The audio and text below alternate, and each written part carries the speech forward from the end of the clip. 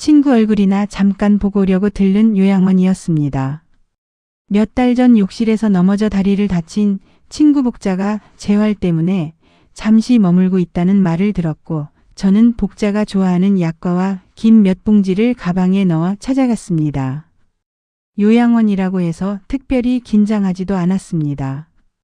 저도 72이나 먹었으니 언젠가 이런 곳에 도움을 받을 수도 있겠다는 생각 정도는 해본 적이 있었지만 적어도 그날까지는 남의 이야기였습니다.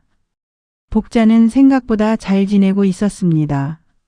창가 자리에 앉아 다른 할머니들과 화투 그림 맞추기를 하고 있었고 제가 가져간 약과를 보자마자 역시 너밖에 없다며 웃었습니다. 1시간쯤 수다를 떨고 일어나는데 복자가 말했습니다. 야, 정수가. 다음에는 빈손으로 와. 여기 밥 잘 나와? 그럼 다음에는 나만 먹으러 올게. 그렇게 웃으며 1층으로 내려왔습니다. 그런데 출입증을 반납하려던 순간 안내 데스크에 있던 직원이 저를 유심히 바라보더니 자리에서 일어났습니다. 혹시 김정숙 어르신이세요? 저는 복자의 보호자로 뭔가 잘못 적혔나 싶어 고개를 끄덕였습니다. 네, 제가 김정숙인데요. 직원이 컴퓨터 화면을 한번 보고 다시 제 얼굴을 바라보았습니다. 잠시만요. 그녀는 뒤쪽 서류함에서 파일 하나를 꺼냈습니다. 그리고 제 앞에 펼쳤습니다. 맨 위에 적힌 4글자가 가장 먼저 눈에 들어왔습니다. 입소 신청서. 그 아래에는 제 이름이 있었습니다. 김정수. 생년월일도 맞았습니다. 집 주소도 맞았습니다. 심지어 몇 년 전 아들이 보험 서류에 쓴다며 받아갔던 증명사진까지 붙어 있었습니다. 저는 한참 그 종이를 바라봤습니다. 이게 뭐예요? 직원이 제 얼굴을 살폈습니다. 다음 주 월요일 입소 예정으로 되어 있으세요. 저는 웃었습니다. 정말 웃음이 나왔습니다. 사람이 너무 황당하면 화도 안 나고 웃음부터 난다는 말을 그날 처음 알았습니다. 제가요? 네. 제가 여기 들어온다고요? 직원도 당황하기 시작했습니다. 혹시 보호자분하고 아직 최종적으로 이야기가 안 되신 걸까요? 보호자가 누군데요? 직원은 서류 아래쪽을 손가락으로 짚었습니다. 보호자 김민서.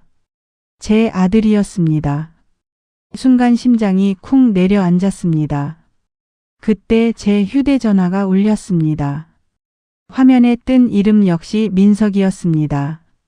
저는 직원과 눈을 마주친 채 전화를 받았습니다. 아들의 목소리는 평소와 똑같았습니다. 엄마, 지금 어디야? 저는 잠깐 말을 잃었습니다. 그리고 겨우 대답했습니다. 복자 보러 왔다. 민석이 잠시 조용해졌습니다. 어디로? 그 질문에 가슴이 철렁했습니다. 복자 있는데. 거기가 어디인데? 평소 같으면 그냥 말했을 겁니다. 하지만 그날은 이상하게 말하고 싶지 않았습니다. 왜? 민석이 웃으며 대답했습니다. 아니, 그냥 궁금해서. 그 순간 안내 데스크 직원이 제 앞에서 서류를 뒤적이다가 작은 목소리로 말했습니다. 아드님이 오늘 오전에도 전화 주셨는데. 저는 그대로 얼어붙었습니다. 전화기 너머에서 민석이 다시 물었습니다. 엄마, 저는 직원이 들고 있는 서류를 바라보며 천천히 말했습니다. 민석아, 응, 너 나한테 할 말 없니? 그 순간 전화기 너머가 조용해졌습니다. 아주 짧은 침묵이었습니다. 하지만 저는 그 침묵 하나로 알았습니다. 아들이 이 일을 모르는 게 아니었습니다. 안녕하세요. 오늘은 어디에서 이야기를 듣고 계신가요? 댓글로 남겨주시면 행운을 가득 보내드리겠습니다. 무료인 구독과 좋아요 해주시면 큰 힘이 됩니다. 여러분 주변에 있을 수도 있는 이야기. 오늘의 이야기 시작하겠습니다. 제 이름은 김정숙입니다. 올해 72살입니다. 남편을 먼저 보낸 지 8해가 됐고 저는 지금도 남편과 함께 30년 넘게 살았던 28평짜리 아파트에서 혼자 살고 있습니다. 사람들은 제가 혼자 산다고 하면 제일 먼저 물었습니다. 안 무서워요? 하지만 저는 집이 무섭지 않았습니다. 오히려 이 집을 떠나는 게 더 무서웠습니다. 현관에 들어오면 오른쪽 신발장 맨 아래 칸에 남편이 신던 낡은 운동화 한 켤레가 아직도 놓여 있었고 거실에는 아들이 초등학교에 들어가던 해에 찍은 가족 사진이 걸려 있었습니다.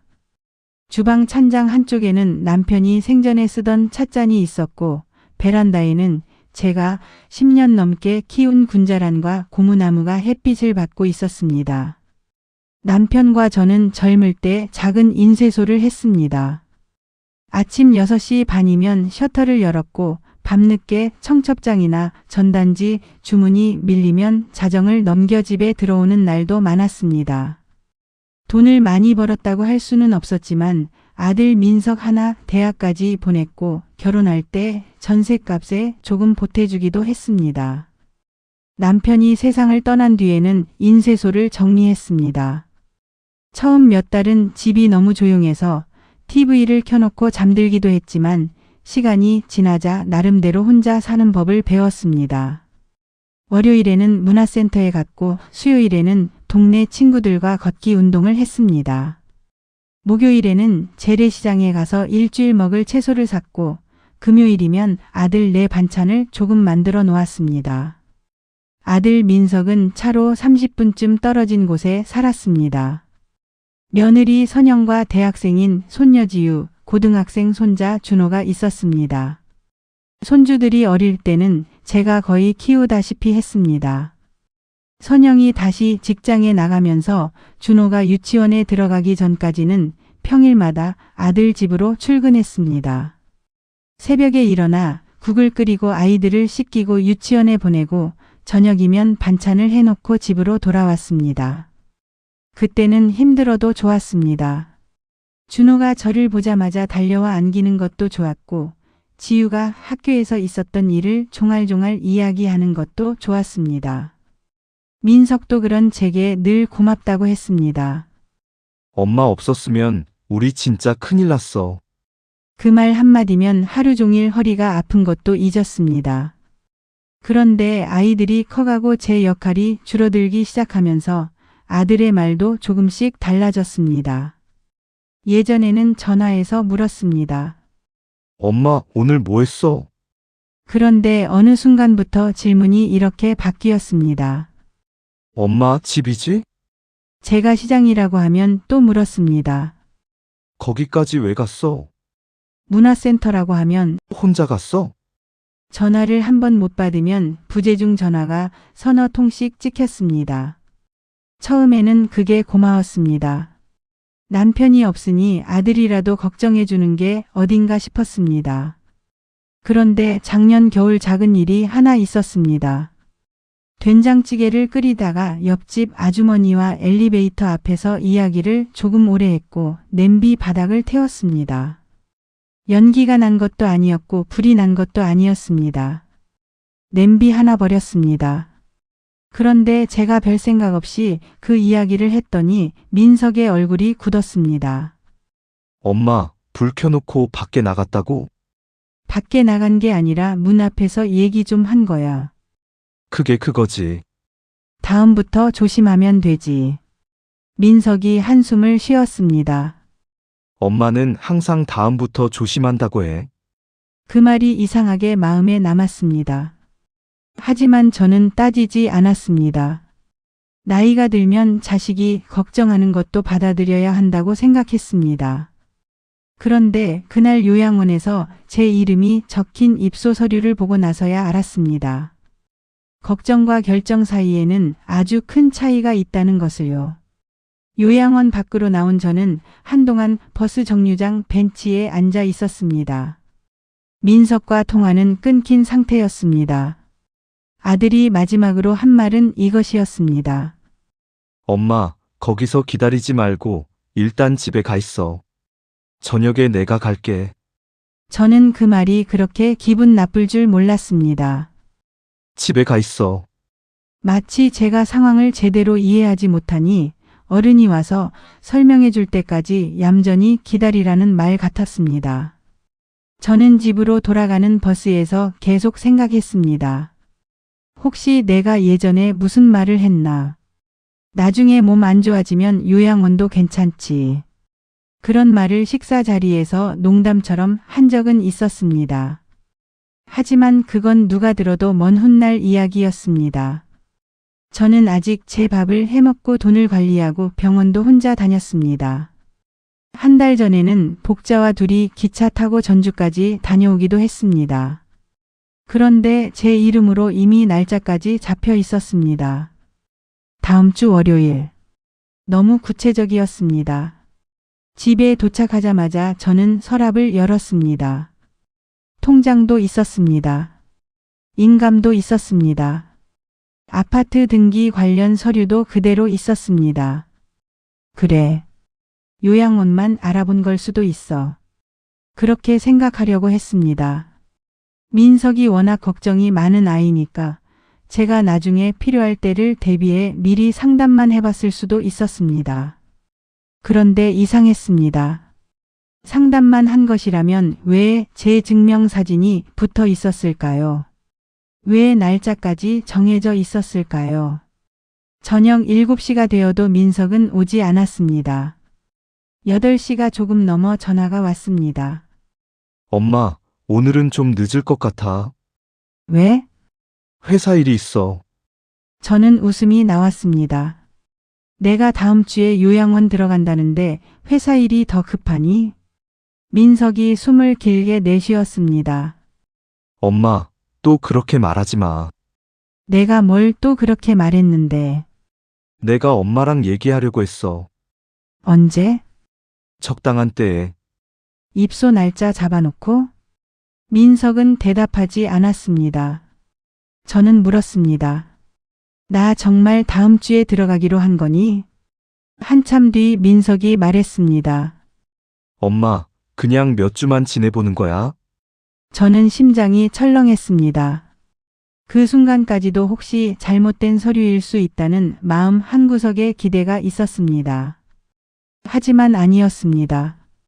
아들은 실제로 저를 그곳에 보내려고 했습니다. 누가? 뭐가? 누가 몇 주 지내보기로 결정했냐고. 엄마 상태 생각하면 그게 제일 안전해. 내 상태가 어떤데? 엄마, 제발. 아들의 목소리에 짜증이 묻었습니다.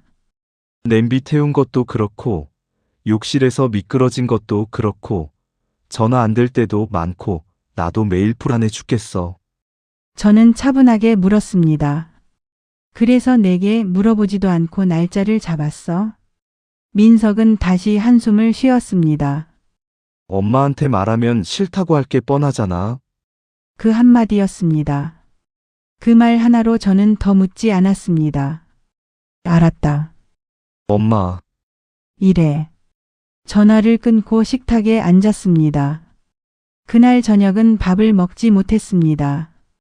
제가 가장 서러운 건 요양원에 가게 될지도 모른다는 사실이 아니었습니다. 아들이 제가 거절할 것을 알고 있었기 때문에 거절할 기회 자체를 없애버렸다는 것이었습니다. 다음 날 아침 작은엄마 영희에게 전화가 왔습니다. 남편 막내동생의 아내인데 시집 와서부터 저와 30년 넘게 알고 지낸 사이였습니다. 전화를 받자 영희가 조심스럽게 물었습니다. 언니, 오늘 괜찮아요? 뭐가? 아니, 그냥. 그냥 전화한 목소리가 아니었습니다. 왜 그러는데? 영희는 잠시 머뭇거리다가 물었습니다. 요양원 들어가기 전에 얼굴 한번 볼까 해서. 저는 손에 들고 있던 컵을 내려놓았습니다. 누가 그래? 민석이가. 언제? 지난주 가족 모임 때. 그날은 제가 감기가 심해 참석하지 못한 날이었습니다.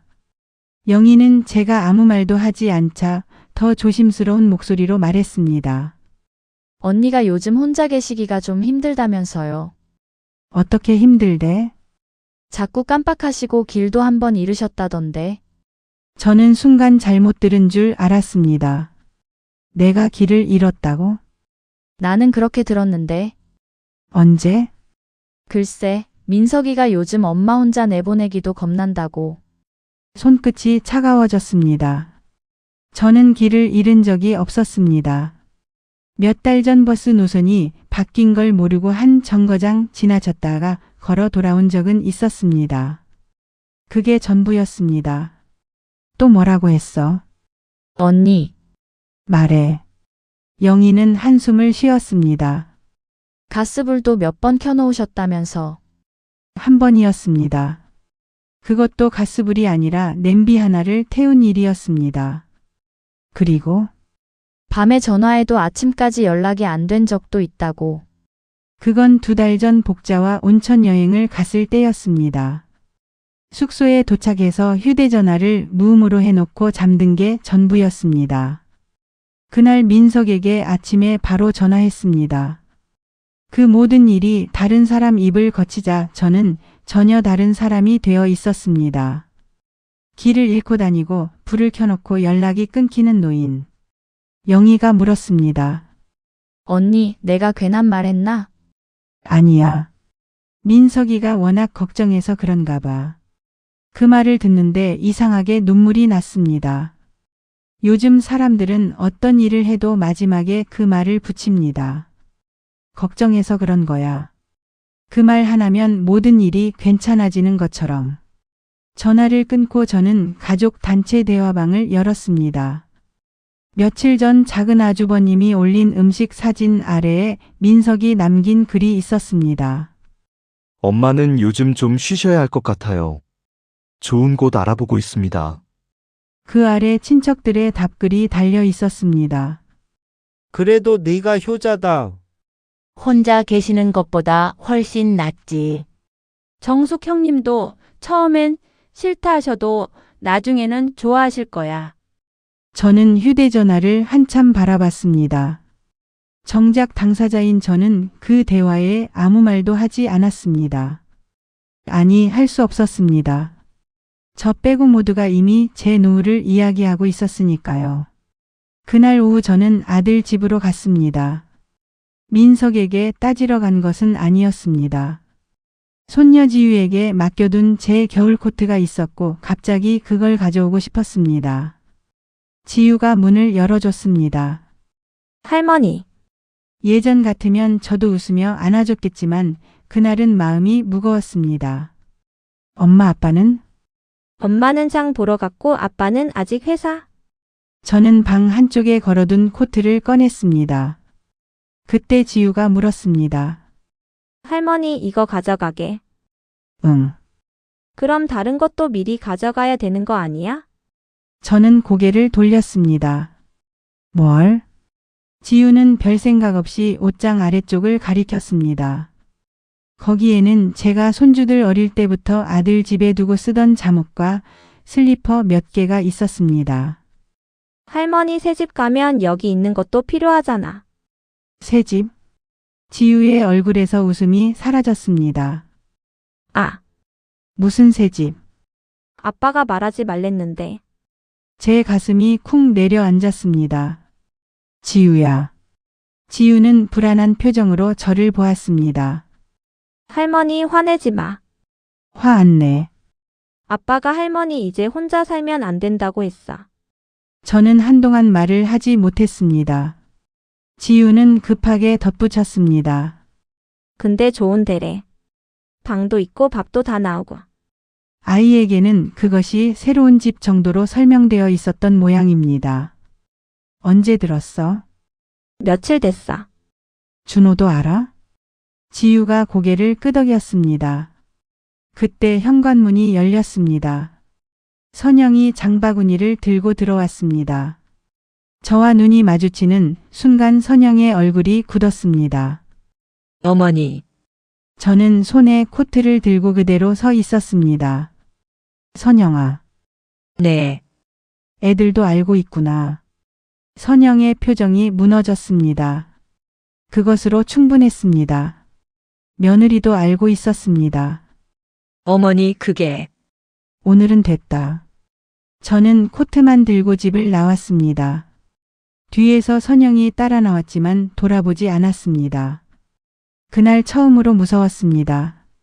아들이 요양원을 알아본 것이 아니라 내가 떠난 뒤까지 이미 가족 안에서 이야기되고 있었다는 사실이.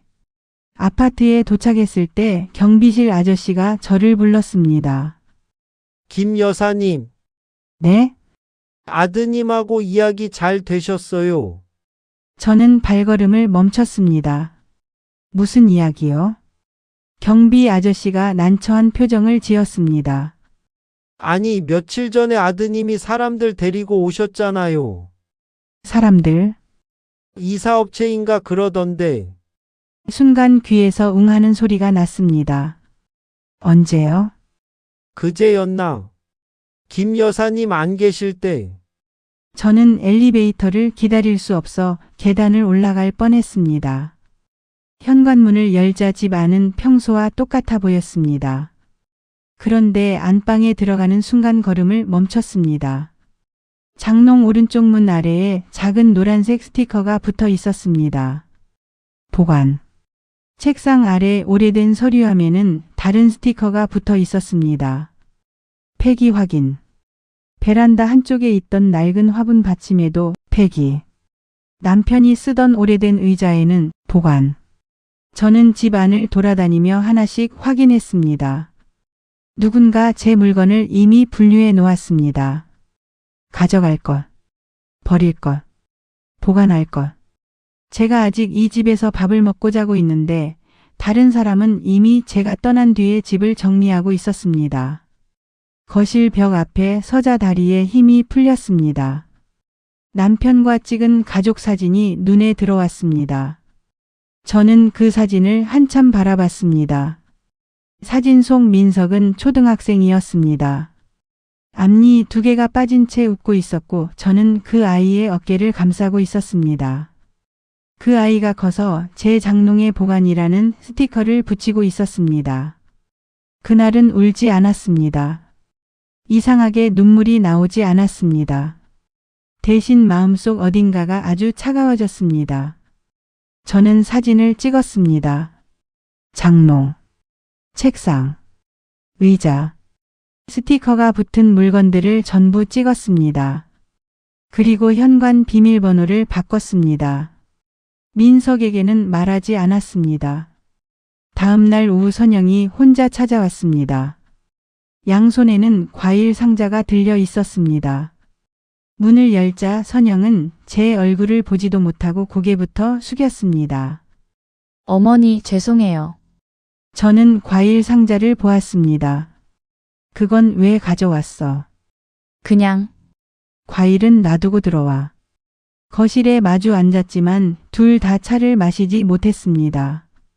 선영은 두 손을 무릎 위에 올린 채 계속 손가락을 만지작거렸습니다. 제가 먼저 물었습니다. 너 어디까지 알고 있었니? 선영의 눈에 금세 눈물이 고였습니다. 요양원 알아보는 건 알고 있었어요. 이사도? 잠시 침묵이 흘렀습니다. 나중에 알았어요. 내 물건에 스티커 붙인 것도? 선영은 고개를 끄덕였습니다. 저는 숨을 길게 내쉬었습니다. 왜 아무 말도 안 했어? 제가 말하자고 했어요. 선영의 목소리가 떨렸습니다. 민석 씨한테 어머니랑 먼저 얘기해야 한다고 했어요. 그런데 선영은 휴대전화를 꺼냈습니다. 어머니, 이거 보세요. 화면에는 민석과 주고받은 문자들이 있었습니다. 선영이 보낸 문자가 먼저 보였습니다. 어머니께 먼저 말씀드려야 하지 않아? 그 아래 민석의 답장이 있었습니다. 말하면 절대 안 가.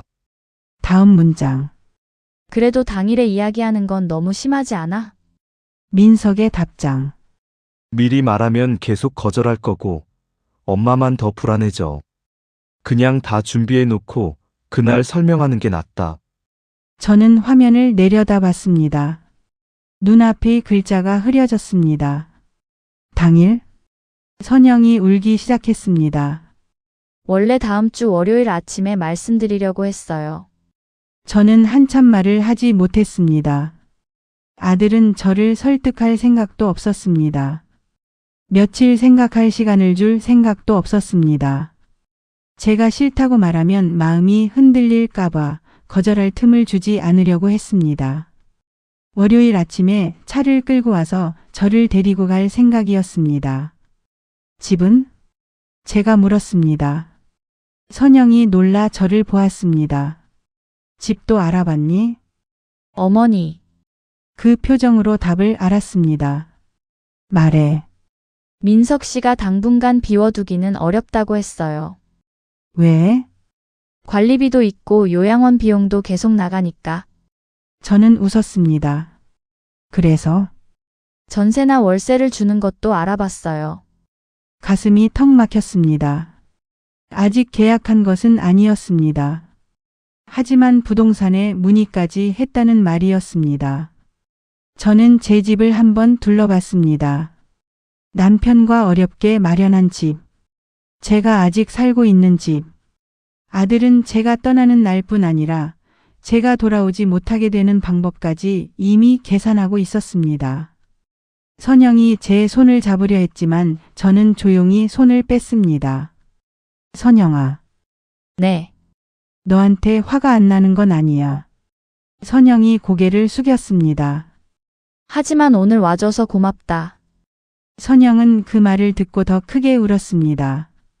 저는 울지 않았습니다. 이제는 울기 전에 해야 할 일이 생겼기 때문입니다. 다음 날 저는 다시 요양원으로 갔습니다. 이번에는 친구를 만나러 간 게 아니었습니다. 제 이름으로 작성된 서류를 정확히 보고 싶었습니다. 직원은 보호자 동의가 필요한 부분이 있다며 처음에는 난처해했지만 제가 당사자라고 강하게 이야기하자 상담실로 안내했습니다. 담당자가 서류를 가져왔습니다. 저는 한 줄씩 읽었습니다. 생활 상태, 인지 상태, 낙상 위험, 화재 위험. 그러다 한 문장에서 손이 멈췄습니다. 배회 성향 있음. 저는 담당자를 바라봤습니다. 배회가 뭐예요? 길을 잃거나 목적 없이 밖으로 나가시는 경우를 말합니다. 제가 그런 적이 있다고 되어 있어요. 담당자는 난처한 표정으로 고개를 끄덕였습니다. 다음 항목. 판단력 저하 의심. 그 다음. 가스 및 화재 위험 반복. 저는 종이를 내려놓았습니다. 이거 누가 썼어요? 보호자 상담 내용 바탕으로 작성된 겁니다. 보호자. 아드님이요. 숨이 막혔습니다. 걱정이 많아서 일을 크게 말했을 수 있다고 생각했습니다. 그런데 이건 달랐습니다. 한 번 냄비를 태웠다가 화재 위험 반복으로 적혀 있었고 버스를 한 정거장 지나친 일이 배회 성향이 되어 있었습니다. 왜 이렇게 적어야 했어요? 담당자가 조심스럽게 설명했습니다. 입소 필요성이나 관리 정도를 파악하기 위해 보호자분께 상태를 여쭤봅니다. 저희가 직접 진단하는 건 아니고요. 저는 서류를 한참 바라봤습니다. 그때 처음으로 이런 생각이 들었습니다. 혹시 내가 정말 이상한데 나만 모르고 있는 건 아닐까? 아들은 저보다 저를 더 자주 봅니다. 며느리도 뭔가 느꼈으니 아무 말 못했던 건 아닐까? 친척들도 민석의 말을 너무 쉽게 믿었습니다. 혹시 제가 지난 일을 제대로 기억하지 못하고 있는 건 아닐까요? 그날 집으로 돌아오는 길에 저는 평소보다 천천히 걸었습니다. 횡단보도 신호를 2번 확인했고 버스 번호도 3번 읽었습니다. 집에 들어와 가스 밸브를 확인했습니다. 한 번 확인하고 다시 확인했습니다. 그리고 냉장고 문을 열었다가 갑자기 멈췄습니다. 제가 뭘 꺼내려고 열었는지 순간 생각나지 않았습니다. 고작 몇 초였습니다. 그런데 가슴이 철렁했습니다. 이게 시작인가? 나는 그날 밤 거의 잠을 자지 못했습니다. 다음 날 아침 저는 누구에게도 말하지 않고 병원에 갔습니다. 접수대에서 말했습니다. 기억력 검사를 받고 싶은데요. 간호사가 물었습니다. 최근에 기억이 많이 떨어지셨어요? 저는 바로 대답하지 못했습니다. 제가 그런 건지 확인하고 싶어서요. 검사를 받는 동안 이상한 기분이 들었습니다. 오늘이 몇 월 며칠인지 묻고 여기가 어디인지 묻고 세 단어를 외웠다가 잠시 뒤 다시 말해보라고 했습니다. 시계를 그려보라고도 했습니다. 평소 같으면 웃으며 했을 질문들이 그날은 무서웠습니다. 틀리면 어떡하지? 단어가 생각나지 않으면 어떡하지? 검사가 끝난 뒤 의사가 결과를 보며 말했습니다. 현재 검사상으로는 정상 범위입니다. 저는 의사의 얼굴을 뚫어져라 봤습니다. 진짜요? 의사가 웃었습니다. 네. 연령대에서 흔히 있을 수 있는 건망증은 보이지만 현재 검사로는 치매나 뚜렷한 인지저하 소견은 없습니다. 저는 그 말을 듣는 순간 울었습니다. 기뻐서 우는 건지 억울해서 우는 건지 저도 몰랐습니다. 의사가 당황해 휴지를 건넸습니다. 무슨 일이 있으셨어요? 저는 한참 고민하다 말했습니다. 아들이 제가 판단을 잘 못한다고 해서요. 의사는 아무 말 없이 제 이야기를 들어주었습니다. 요양원 이야기까지 다 하고 나자 의사가 말했습니다. 자녀분 입장에서는 안전에 대한 걱정이 클 수 있습니다. 하지만 지금처럼 본인의 의사를 분명히 표현할 수 있고 일상생활이 가능한 상태라면 거주나 돌봄 문제는 본인과 충분히 상의해서 결정하는 게 중요합니다. 제가 물었습니다. 나이가 들면 자식이 대신 결정해야 하는 때가 오긴 오겠죠? 그럴 수도 있습니다. 그게 언제인지 누가 정해요? 의사가 잠시 생각했습니다. 한 사람이 정하는 게 아니라 상태와 상황을 보고 여러 사람이 함께 판단해야겠죠. 그리고 가능하면 그 전에 본인의 뜻을 많이 남겨놓는 게 좋습니다. 그 말이 마음에 박혔습니다. 그 전에 내 뜻을 많이 남겨놓는다. 병원을 나오며 저는 검사 결과지를 가방에 넣었습니다. 그날은 버스를 타지 않고 일부러 천천히 걸었습니다. 가로수도 보고 시장도 들렀습니다. 제가 좋아하는 호박죽도 한 그릇 먹었습니다. 집으로 돌아와 거울을 보았습니다. 거울 속에는 늙은 여자가 있었습니다. 눈가에 주름도 많았고 머리에는 흰머리도 늘었습니다. 하지만 저는 그 여자를 똑바로 바라보며 말했습니다. 너 아직 내 정신으로 살고 있다. 그 말을 입 밖으로 꺼내고 나니 조금 웃음이 났습니다. 병원에 다녀온 지 이틀 뒤 모르는 번호로 전화가 왔습니다. 김정숙 고객님 맞으실까요? 네, 맞습니다. 월요일 오전 8시 이사 예약 확인차 연락드렸습니다. 저는 눈을 감았습니다. 이제 놀랍지도 않았습니다. 어디로 가는 이사인데요. 직원이 주소를 불렀습니다. 사랑요양원. 그리고 물었습니다. 보관 창고로 이동할 물품하고 폐기 물품 구분해 주신다고 하셨는데 당일 보호자분께서 현장에 계시는 거죠? 저는 웃었습니다. 예약한 사람이 누군데요? 김민석 고객님입니다. 전화를 끊고 한참 앉아 있었습니다. 그러다 책상에서 공책 한 권을 꺼냈습니다. 표지에 크게 썼습니다. 김정숙 생활 계획.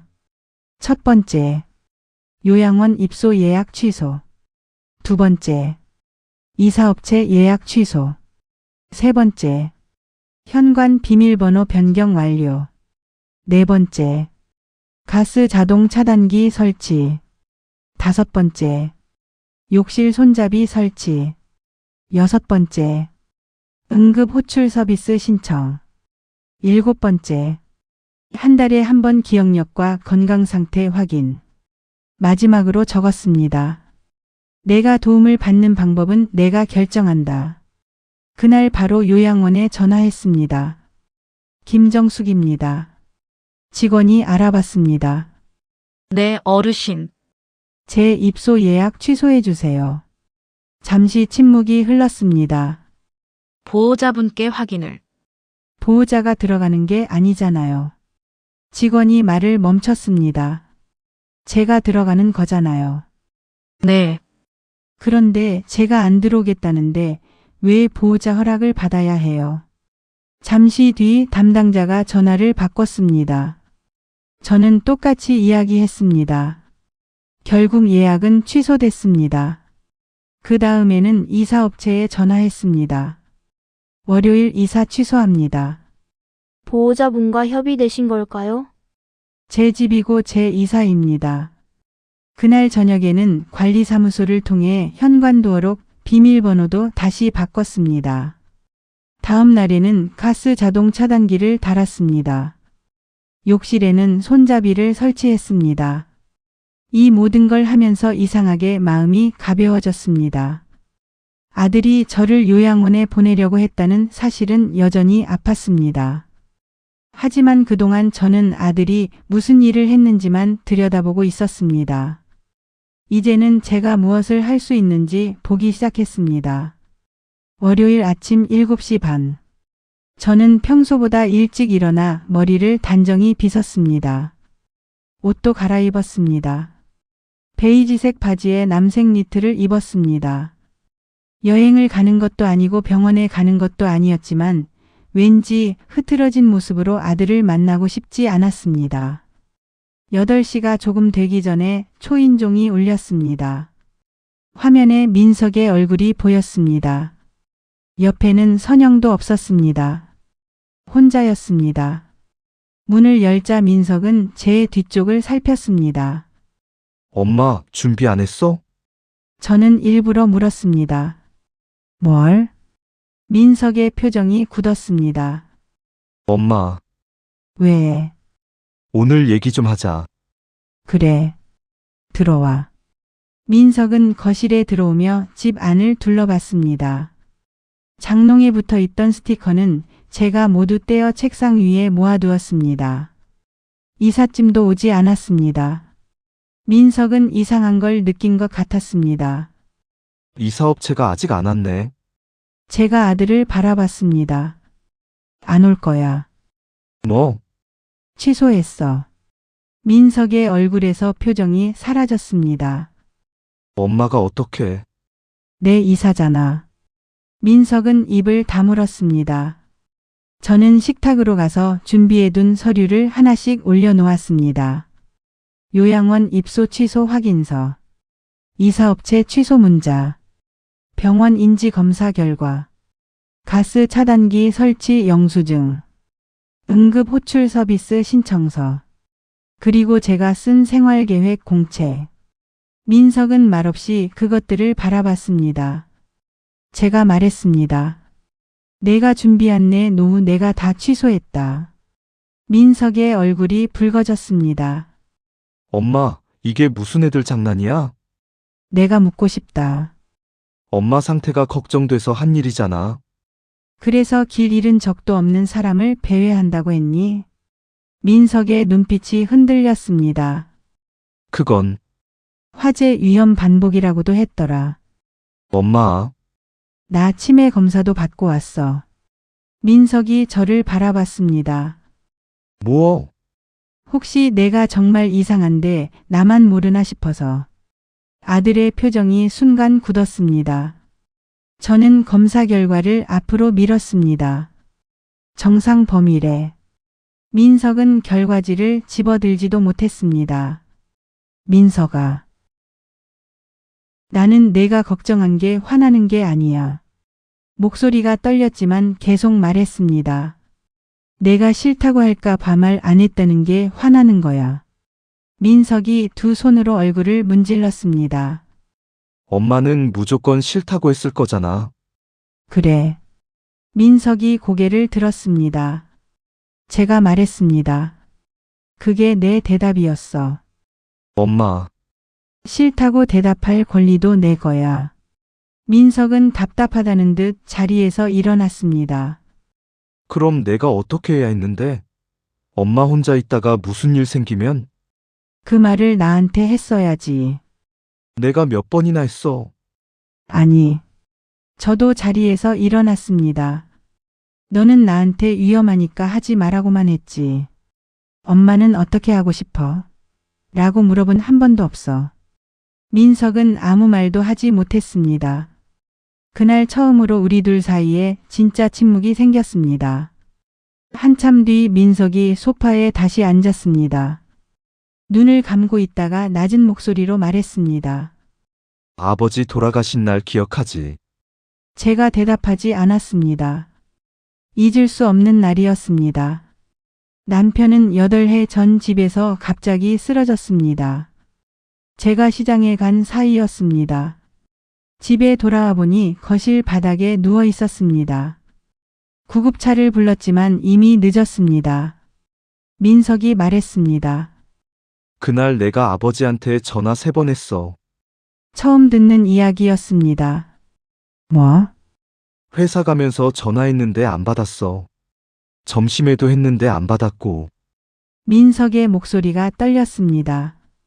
그런데도 그냥 바쁜가 보다 했어. 저는 가만히 아들을 보았습니다. 엄마한테 전화했을 때 엄마 시장이라고 했잖아. 나도 그냥 넘어갔어. 민석은 고개를 숙였습니다. 아버지 돌아가시고 한동안 계속 생각했어. 내가 오전에 한 번만 집에 가봤으면 살았을까? 민석아, 의사는 아니라고 했지. 이미 심장이 너무 안 좋았다고. 근데 그게 머리로는 알아도 안 없어져. 아들의 눈에서 눈물이 떨어졌습니다. 저는 그 모습을 처음 보았습니다. 장례식에서도 민석은 울지 않았습니다.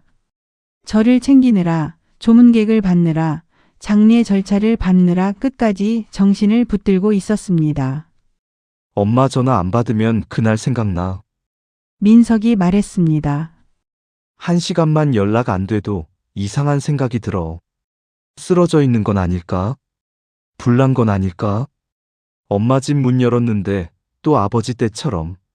아들은 말을 잇지 못했습니다.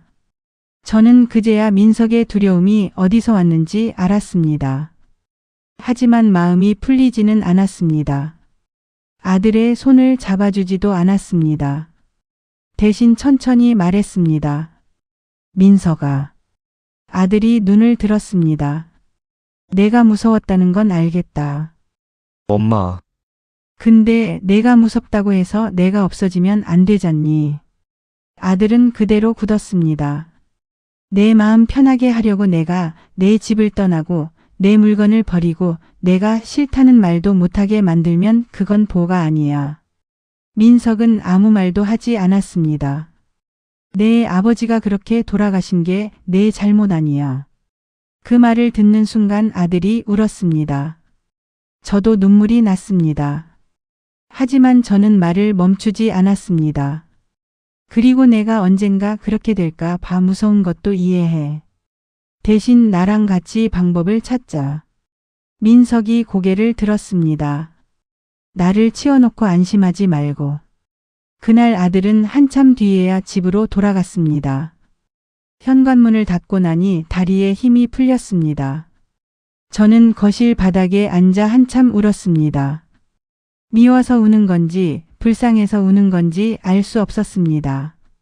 아마 둘 다였을 겁니다. 며칠 뒤 작은 아주버님 생일 때문에 가족들이 모였습니다. 가기 싫었습니다. 사람들이 저를 어떻게 볼지 알고 있었기 때문입니다. 하지만 피하고 싶지도 않았습니다. 식사가 거의 끝났을 때 영희가 물었습니다. 언니, 요양원은 언제 들어가요? 식탁이 조용해졌습니다. 민석도 그 자리에 있었습니다. 저는 물을 한 모금 마신 뒤 말했습니다. 안 들어가. 영희가 놀랐습니다. 취소했어요. 응. 누군가 민석을 바라봤습니다. 저는 제가 먼저 말을 이어갔습니다. 그리고 나 길 잃어버리고 다니지도 않아. 영희의 얼굴이 붉어졌습니다. 언니, 나는 민석이가. 알아. 저는 민석을 바라봤다가 다시 가족들을 보았습니다. 민석이가 걱정이 많아서 이야기를 좀 크게 한 모양이야. 민석이 저를 바라봤습니다. 제가 자기를 감싸주는 줄 알았을 겁니다. 하지만 저는 계속 말했습니다. 냄비 태운 건 한 번이고 버스 한 정거장 지나친 건 길 잃은 게 아니야. 누군가 헛기침을 했습니다. 나도 나이 먹고 있고 앞으로 지금보다 못해질 수도 있어. 식탁에 앉은 사람들이 제 말을 듣고 있었습니다. 그런데 내가 아직 말할 수 있을 때는 내 이야기도 좀 들어줬으면 좋겠어. 그때 손녀 지유가 말했습니다. 그게 당연한 거 아니야? 저도 모르게 웃었습니다. 그러게. 지유는 아무렇지 않게 밥을 먹으며 말했습니다. 할머니 집인데 할머니가 정해야지. 그 말을 듣는데 가슴이 뭉클했습니다. 젊은 아이에게 너무 당연한 일이 나이가 든 사람에게는 왜 이렇게 설명해야 하는 일이 되는 걸까요? 민석은 끝까지 고개를 들지 못했습니다. 집으로 돌아오는 길에 아들이 차를 태워주겠다고 했지만 저는 버스를 탔습니다. 화가 나서가 아니었습니다. 그날은 그냥 혼자 집으로 돌아가고 싶었습니다. 일이 조금씩 정리되어 간다고 생각했던 어느 날 저는 욕실에서 실제로 넘어졌습니다. 바닥에 물기가 조금 남아 있었습니다. 발이 미끄러지며 엉덩방아를 찧었고 순간 허리에 힘이 들어가지 않았습니다. 바닥에 앉아 한참 숨을 골랐습니다. 이전 같으면 제일 먼저 민석에게 전화했을 겁니다. 하지만 그날은 며칠 전에 설치해둔 응급 호출 버튼을 눌렀습니다. 관리사무소 직원과 옆집 순자 할머니가 올라왔습니다. 병원에 갔더니 뼈에는 이상이 없었고 타박상이라고 했습니다. 결국 민석도 알게 됐습니다. 병원으로 달려온 아들은 제 얼굴을 보자마자 말했습니다. 거봐, 엄마. 순간 화가 났습니다. 뭘 거봐. 이래도 혼자 살 거야? 저는 침대에 앉아 아들을 바라봤습니다. 그래. 민석이 한숨을 쉬었습니다. 엄마, 진짜 고집 좀 그만 부려. 나 넘어졌어. 그러니까 근데 내가 돈 불렀고 병원 왔고 검사도 했잖아. 이번엔 운이 좋았던 거지. 저는 아들을 한참 바라보다가 웃었습니다. 민석이 당황했습니다. 왜 웃어? 너 어릴 때 생각나서. 뭐가? 너 초등학교 4학년 때 자전거 타다가 팔 부러졌잖아. 민석이 입을 다물었습니다. 그때 내가 뭐라고 했는지 기억나? 몰라. 다시는 자전거 타지 말라고 했어. 민석의 표정이 조금 변했습니다. 너는 뭐라고 했는지 알아? 아들은 대답하지 않았습니다. 넘어졌다고 다시는 자전거 안 타는 건 아니라고 했어. 병실이 조용해졌습니다. 나도 마찬가지야. 넘어졌으니까 바닥 더 잘 닦고 손잡이 잡고 필요하면 도움받으면 돼. 민석은 아무 말도 하지 못했습니다. 저는 덧붙였습니다. 언젠가 정말 혼자 살기 어려운 날이 오면 나도 인정할 거야. 그런데 그날을 내가 미리 당겨놓지는 마. 민석은 그날 처음으로 제 말에 반박하지 않았습니다. 선영이가 다시 혼자 찾아온 것은 그해 가을이었습니다. 이번에는 과일도 선물도 없었습니다. 그게 오히려 좋았습니다. 차를 마시다가 선영이 말했습니다. 어머니, 저 친정엄마하고 얘기했어요. 뭘? 앞으로 어떻게 살고 싶은지. 저는 웃었습니다. 뭐래? 선영도 웃었습니다. 절대로 저희 집에는 안 들어오신대요. 왜? 사위 눈치 보면서 살기 싫대요. 저도 웃었습니다. 선영은 한동안 웃다가 진지한 얼굴이 됐습니다. 어머니 일 겪고 나니까 저도 겁났어요. 뭐가? 제가 우리 엄마한테도 똑같이 할까 봐요. 선영은 컵을 내려놓았습니다. 걱정이라는 말이 너무 편하더라고요. 저는 가만히 들었습니다. 걱정되니까 하지 마. 걱정되니까 내가 알아볼게. 걱정되니까 내 말 들어. 선영의 눈이 붉어졌습니다. 자식 입장에서는 사랑인데 부모님 입장에서는 계속 자기 선택이 없어지는 거잖아요. 저는 며느리 손을 잡았습니다. 너도 힘들었지. 선영은 그 말을 듣자 눈물을 흘렸습니다. 민석 씨가 잘못한 건 맞아요. 그런데 저도 알고도 못 막았어요. 왜 못 막았어? 부부끼리 싸우는 게 싫어서요. 저는 씁쓸하게 웃었습니다. 사람이 다 그렇지. 선영이 물었습니다. 어머니, 저 미우세요? 저는 잠깐 생각했습니다. 미웠지. 선영의 눈에서 눈물이 떨어졌습니다. 근데 지금은 덜 미워. 선영이 웃으며 울었습니다. 그걸로 됐어요. 그날 이후 며느리는 제게 무엇을 하라고 말하기 전에 먼저 물었습니다. 어머니는 어떻게 하고 싶으세요? 별것 아닌 말입니다. 그런데 저는 그 말이 참 좋았습니다. 겨울이 지나고 봄이 왔습니다. 어느 날 복자가 제게 전화를 했습니다. 야, 정수가. 우리 실버타운 구경 갈래? 저는 웃었습니다. 갑자기? 내 친구가 알아본다는데 우리도 놀러 가보자. 예전 같으면 요양원이나 실버타운이라는 말만 들어도 마음이 불편했을 겁니다. 하지만 그날은 그러지 않았습니다.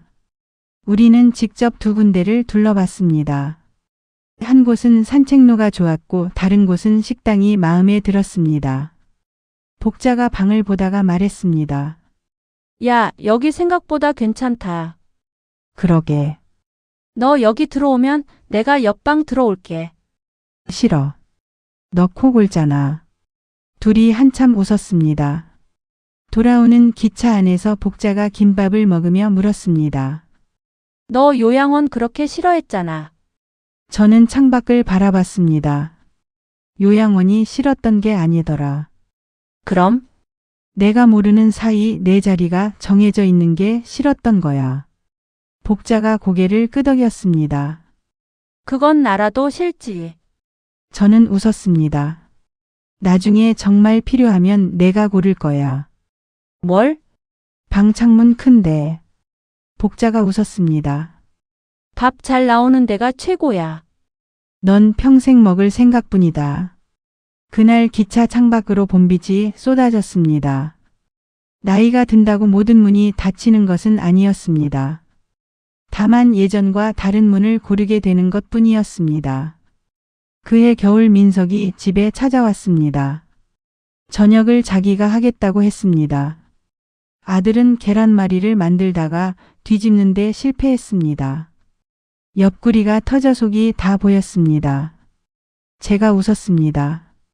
내 아버지도 저랬어.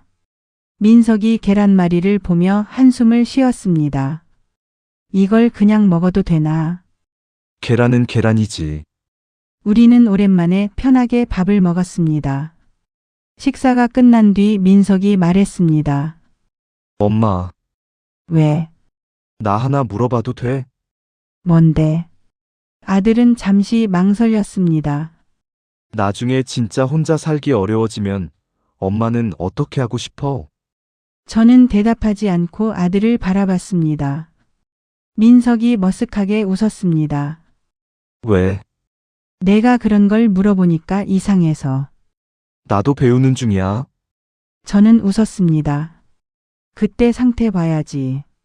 민석이 어이없다는 듯 웃었습니다. 답이 그거야? 그럼 지금 어떻게 알아? 시설은? 괜찮은 데 있으면 갈 수도 있고. 민석이 저를 바라봤습니다. 진짜? 응. 전에는 죽어도 안 간다고 했잖아.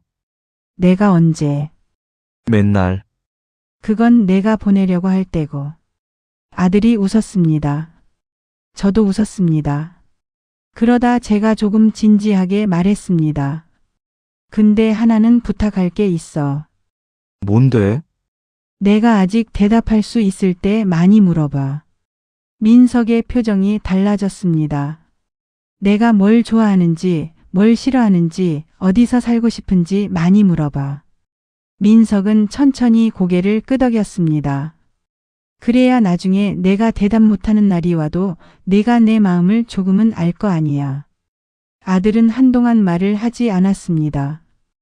그리고 아주 조용히 대답했습니다. 알았어, 엄마. 그날 저는 처음으로 민석의 손등을 한번 두드려 주었습니다. 요양원에서 제 이름이 적힌 입소 신청서를 발견한 지도 어느덧 1년이 넘었습니다. 저는 아직 같은 집에서 살고 있습니다. 아침이면 베란다 문을 열어 화분에 물을 주고 식탁에 앉아 따뜻한 차를 마십니다. 여전히 깜빡하는 일도 있습니다. 안경을 어디 뒀는지 찾아다니야 머리 위에 있는 걸 발견하기도 하고 오래 알던 사람 이름이 금방 생각나지 않아 한참 뒤에 떠오를 때도 있습니다. 무릎도 예전 같지 않습니다. 계단을 내려갈 때는 손잡이를 잡습니다. 욕실에 들어갈 때도 바닥부터 확인합니다. 저도 늙고 있습니다. 그걸 부정할 생각은 없습니다. 예전보다 느려졌고 앞으로는 지금보다 더 많은 도움이 필요해질 겁니다. 언젠가는 제가 이 집을 떠날 수도 있습니다. 실버타운으로 갈 수도 있고 요양시설의 도움을 받을 수도 있고 혹은 다른 방법을 선택할 수도 있습니다. 하지만 이제는 그 생각이 예전처럼 두렵지 않습니다. 제가 정말 두려워했던 것은 늙는 일이 아니었습니다. 내가 아직 살아있는데 내 삶에서 내가 빠지는 일이었습니다. 며칠 전 민석에게 전화가 왔습니다. 엄마, 주말에 갈까? 예전 같으면 저는 벌써 냉장고부터 열었을 겁니다. 아들이 좋아하는 갈비찜을 할까, 손주들 먹을 잡채를 할까 생각했을 겁니다. 하지만 이제는 먼저 묻습니다. 밥 먹고 갈 거야? 민석이 웃었습니다. 엄마 힘들면 밖에서 먹자. 저도 웃었습니다. 그래. 밖에서 먹자. 뭐 먹고 싶어? 그 질문을 듣고 잠깐 마음이 뭉클했습니다. 뭐 먹고 싶어? 별것 아닌 말이었습니다. 하지만 저는 그 말이 좋았습니다. 전화를 끊은 뒤 책상으로 갔습니다. 그곳에는 제가 만든 공책이 놓여 있습니다. 김정숙 생활 계획. 처음에는 화가 나서 만든 공책이었습니다. 하지만 지금은 조금 다릅니다. 병원 기록도 넣고 여행 가고 싶은 곳도 적고 앞으로 살고 싶은 방식도 적어 놓았습니다. 며칠 전에는 마지막 장에 새로운 제목을 썼습니다. 내가 결정할 수 없게 되었을 때 내가 원하는 것. 그 아래 첫 문장을 적었습니다. 가능하면 익숙한 사람들의 얼굴을 자주 보고 싶다. 두 번째 문장. 창문이 큰 방이 좋다. 세 번째 문장. 밥은 너무 싱거운 것보다 조금 간이 있는 게 좋다. 적고 보니 웃음이 났습니다. 그리고 마지막에 한 문장을 더 썼습니다. 자식에게 사랑받는 것과 자식에게 내 삶을 맡기는 것은 같은 일이 아니다. 그날 오후 창문으로 햇살이 오래 들어왔습니다. 저는 찻잔을 들고 거실에 앉아 한참 그 빛을 바라봤습니다. 남편과 살던 집도 언젠가는 떠나게 될 겁니다. 제가 좋아하는 시장도 마음대로 가지 못하는 날이 올지 모릅니다. 아들의 도움 없이는 병원에 갈 수 없는 날도 올 겁니다. 그런데 저는 이제 압니다. 도움을 받는다는 것과 내 삶을 포기하는 것은 다릅니다. 늙는다는 것과 내 목소리가 사라지는 것도 같은 일이 아닙니다. 그래서 저는 앞으로도 제가 말할 수 있는 동안은 말하려고 합니다. 싫으면 싫다고, 좋으면 좋다고, 무서우면 무섭다고, 그리고 도움이 필요하면 필요하다고. 그게 제가 제 인생의 마지막까지 남아있는 방법이라고 생각합니다. 저는 창문을 조금 더 열었습니다. 봄바람이 커튼을 흔들었습니다. 그리고 아주 천천히 오래 바라보던 제 집 안을 둘러봤습니다. 아직은 여기였습니다.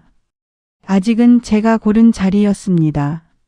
그리고 무엇보다 아직 제 삶은 제가 대답할 수 있는 시간이었습니다. 저의 이야기를 들어주셔서 감사합니다. 저와 같은 고민을 하고 비슷한 상황에 있는 분들이 많이 계시겠죠. 고민스럽고 힘드실 것 잘 압니다. 하지만 누구보다 나를 우선으로 생각한다면 모두가 행복해질 수 있을 겁니다. 모두 행복하시길 바라겠습니다. 이야기에 공감되셨다면 구독과 좋아요 부탁드립니다. 감사합니다.